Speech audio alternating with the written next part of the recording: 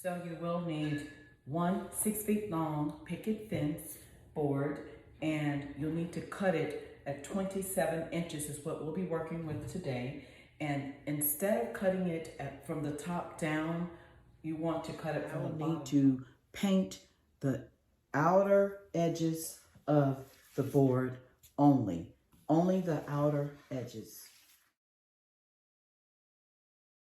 Now that the board has dried around the edges with the black chalk paint, it's time to put the design on the front of the board, front facing of the board, and we will use buffalo check paper.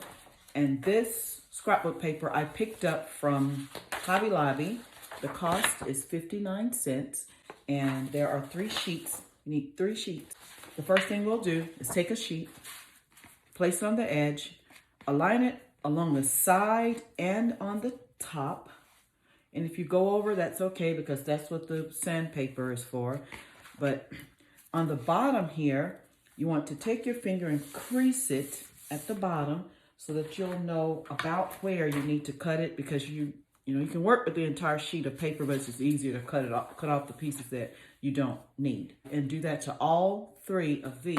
We want to first put Mod Podge down on the board, only on the top for now. We're not worried about the sides. Let me measure how far over to go. All right, need to go over just a little bit more. All right, so we will go ahead and put down the first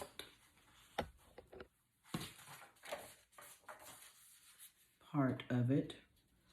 Align the edges on the side and on the top. Align it as best as you can.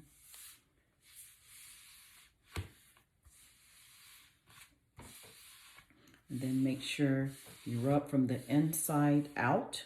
You want to match the patterns where it stops, because if it stops right here, you don't want to, if it stops like with that, you don't want to lay this right here, because that's not, you want to continue it with that particular pattern. Just overlap it with that particular pattern, lay it down really straight so that the pattern will be continued. Now that this has dried, it's time to clean up the edges, and I choose to use the emery board because I can control it better instead of the sandpaper because of the angle. And I'm gonna hold the board up slightly and go downward with it. You want to file downward.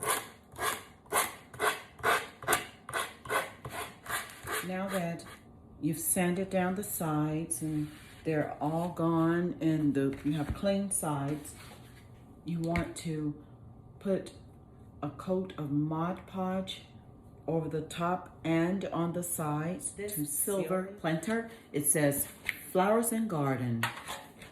We will use this planter, but what we want to do is take this planter. It's shaped like an oval, but we want to squeeze it just a little bit, not much, but just a little bit. And it looks even more like a boat. So we're gonna squeeze it just a little bit. And it came from Dollar Tree, by the way. And once you've squeezed it, this scrapbook paper has sunflowers. And it came from Hobby Lobby, and it was 69 cents. And what you'll want to do, just need 1 sheet. So what you'll want to do, turn it this way, is you want to take this paper, put it down inside of this planter, and you want to, you want to cut it off wherever it stops. Look like this on the inside. So you have that piece. Now what you want to do is the side that you pressed and made it kind of pointed. You want to take this same sheet of paper and press it into that side right there, and you want to cut it.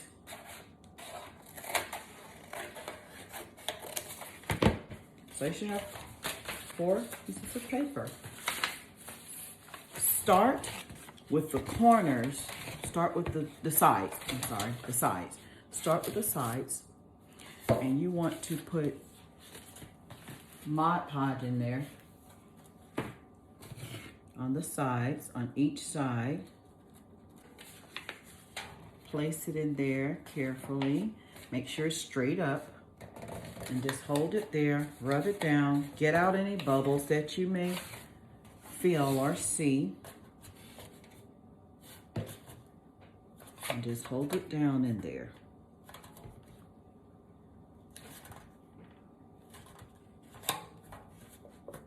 After you have sealed down the edges and gone in and put Mod Podge inside of anything that's lifting, and gone in and Mod Podge the entire inside of the paper that you've put in there, and it has dried, you want to now work on the outside. And what you want to do is take a foam brush or a sponge. I use sponges sometimes. I'll cut my sponge, cut a piece off, because what you'd want to do is dab it, especially across the top edge. You don't want it to go down inside, but if you stay across the top edge of it, it should be okay, because it has Mod Podge now, so you can wipe it to do the entire planter. Now that the planter's dry, the white is dry on the planter, I will use Mod Podge to protect it.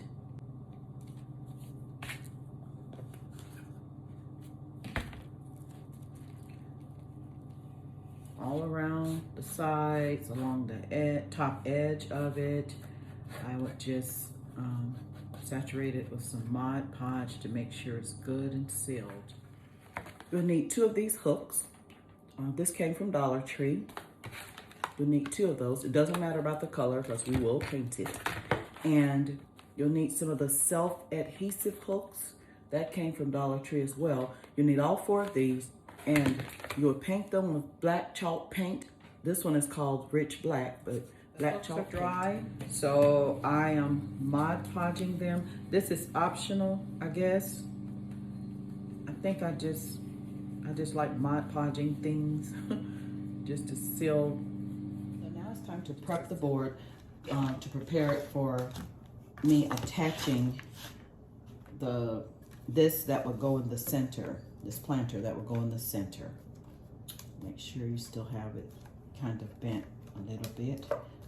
All right, so what we'll do is, when I put this planter in the center of those 2 9th squares on each side, we have the 5th square, because there are 11 between the 2 of these. So this is the 5th square, which makes it the center. So where I want to put the holes is right at that, on each side of that 5th square. I found this craft metal, and I found it at Hobby Lobby, and it just, I think it's chicken wire, but I will be putting this around the bottom of this planter.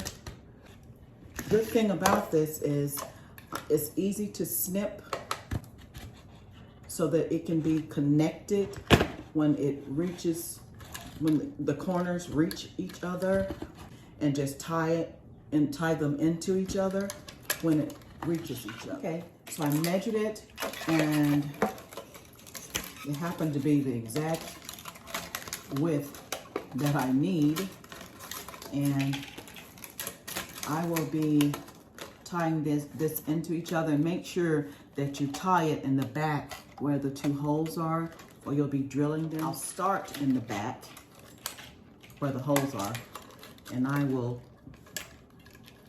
wrap this around, stay underneath the top portion. I'll wrap this around as firmly as I can get it without stretching it. I want it to look stretched. And I will turn it around, and I will take part where it meets, and I will snip it in one of the spots, and I will take that wire and connect it with the wire that's already down. Now that this is on, we're going to take some jute rope and put it around.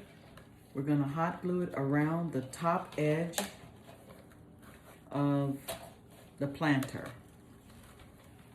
and we'll probably loop it around twice. So now what I'll do is I will go in and snip off all of the pieces that are hanging outside of the jute rope. Pull the wire with the needle nose, and then you get it and you press it to the bottom. And then you go to the next one, you pull it to secure it, and then you press it. I found some galvanized letters at Dollar Tree, and they are letters A through M, and I will paint these letters black. I'll be using number 6 half-inch screws to attach the planter to the board. It's time to secure the hooks onto the board that were painted black earlier with black chalk paint, and then I'll carefully place this down.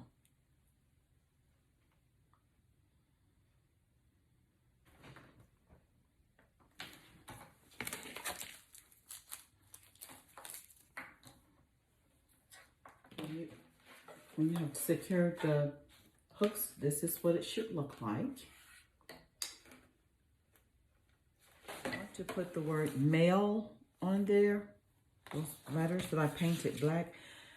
So what I will do is I have this piece of jute rope. I plan to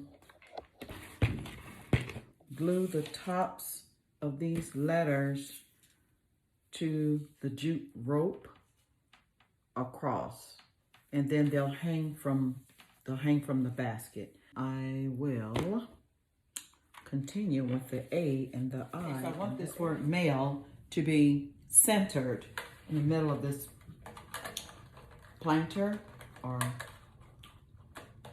mail holder now.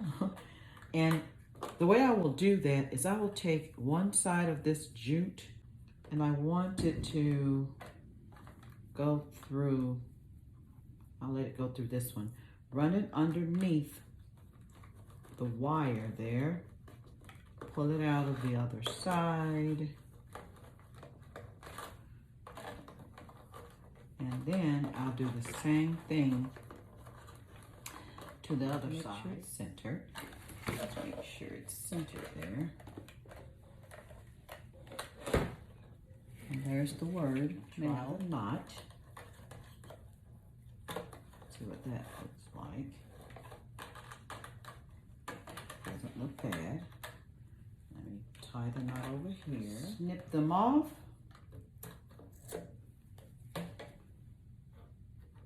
And I'll probably put hot glue underneath to keep them